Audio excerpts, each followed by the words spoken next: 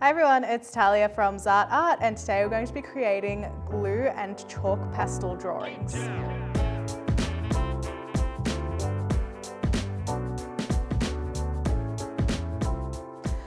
So here on the table, I've got a few examples of what we'll be creating today. So a glue drawing is literally using PVA glue to draw with. So we've got our lines created on black paper, which create a raised surface. And in between those lines, we've used chalk pastels and blended the colors together. This almost creates a stained glass kind of feel to the work because all of the raised areas of the glue create those iron bars that you'd see in a lot of different stained glass work, and the sections of colour are almost like the stained glass window colour.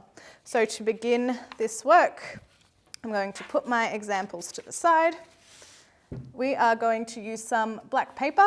So this is just some nice thick black paper, and we've got PVA glue in a bottle, which is easy to dispense. So you're going to want to have some bottles handy that have a small nozzle. And what we're going to do is draw out our lines onto this black paper. So if you're working with younger kids, you might just want to stick to abstract shapes. Older students, you would probably get them to draw out a design first, keeping the lines very simple and the shapes very simple as well. So I'm going to do this koi fish design. So I'll bring it close in so you can see.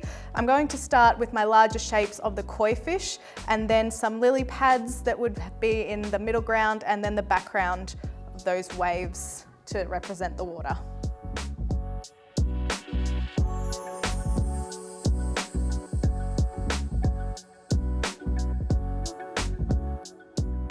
So as you're squeezing your glue, you want to make sure that you're putting a nice even pressure on the glue so you don't get large spaces of PVA flowing out. You want the line to be fairly consistent, and you want a bit of texture in there as well, so the glue will be quite thick as you're applying it.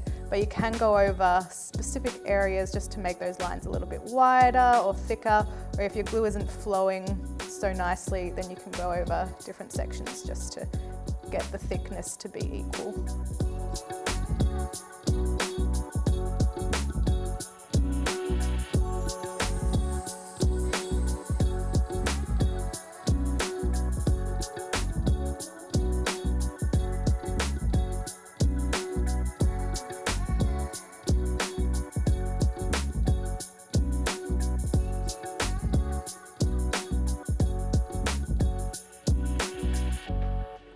Okay, so now I've got my main shapes on my page, my koi fish, my lily pads, and now all I'm going to do is go over all of these shapes with some consecutive lines. So this will create all of those little sections. So you might find that you're losing some of the shapes that you've originally drawn with glue, but you'll be able to find them pretty easily once they're dry. So don't worry too much if you think things are merging and it looks a little bit strange. Once we're adding the color, so we've got our warm color in the foreground and our cool color in the background, you'll see those shapes more easily.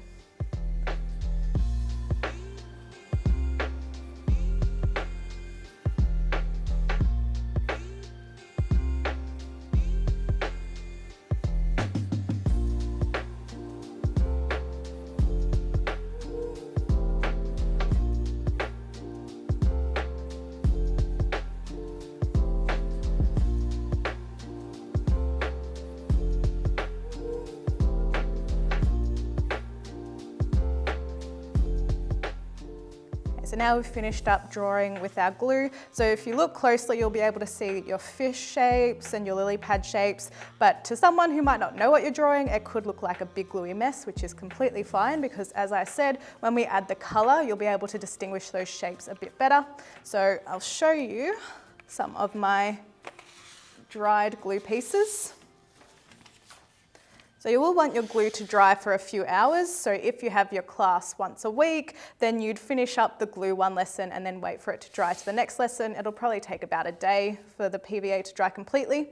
So if you have a look at some of these, this is my koi fish glue drawing. So you can see the koi are just sitting there. This is just an abstract shape, and these are some leaves. So it's much easier to distinguish where the shapes are once it's dried a little bit, and when we add color, it will become more apparent.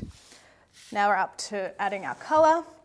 I've got some soft pastels here, and you don't need too many colors at all. I'm just going to stick to using some of my warm colors and a few of my blue tones and my greens on my lily pads. So if you're teaching students how to blend with your chalk pastels, then this is a really easy way of going about it. So add a little bit of colour, and I like to blend my colours, so we'll add a few different tones of the red, going from dark up the top, and we'll mix in some yellow to make it lighter on one edge. So I'm just going to colour in my areas, blend the colours. I'm going to do all my warm colours first because I'll have a lot of chalk on my fingers, and then wipe it off and do my cool colours so we don't get all the colours blending to create brown, which is very easy to do. So I'll keep my koi fish warm colours, and then the middle ground and the background will be cool.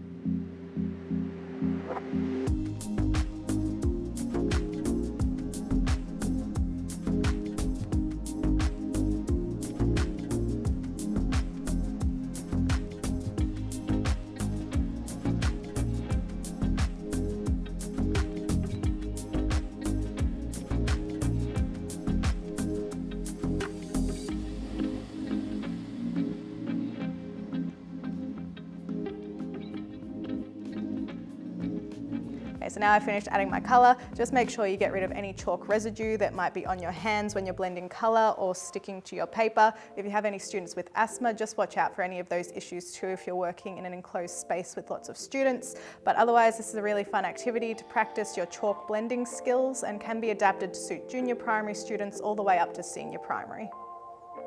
Thanks for watching, and we'll see you next time.